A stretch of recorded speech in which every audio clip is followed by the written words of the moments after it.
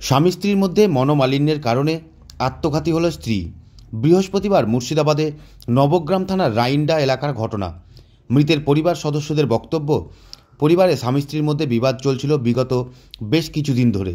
সেই কারণে গতকাল নিজের বাড়িতে থাকা কীটনাশক খেয়ে আত্মহত্যার চেষ্টা করে নায়েমা বিবি নামে ওই গৃহবধূ। বিষয়টি জানতে পেরে তৎক্ষণাৎ তাকে নিয়ে যাওয়া হয় নবগ্রাম ব্লক প্রাথমিক স্বাস্থ্যকেন্দ্রে।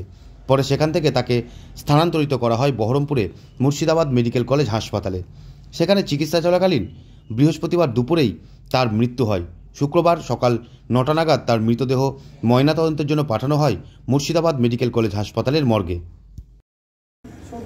ওই খাওয়া করে দুটি ভাত এনে হলো, রাগ করি স্বামী স্ত্রী তো স্বামীতে ভাত খায়নি, ও আগ করি ও ভাত খায়নি।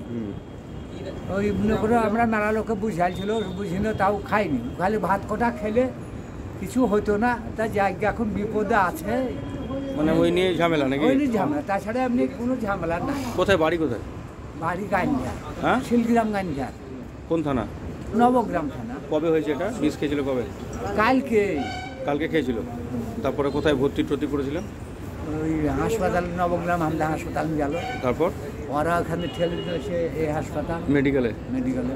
আচ্ছা, কখন মারা গেছে? 12টা, 12:30টার সময় মারা গেছে। মানে কালকে দুপুর? কি নাম যে মারা গেছে? নাইমা বিবি। নাইমা বিবি। বয়স কিরকম হবে? বয়স কত হবে? বোধহয় 50, 40 কাটে আছে, বোধহয় 40 কাটে। আচ্ছা, আপনার নাম?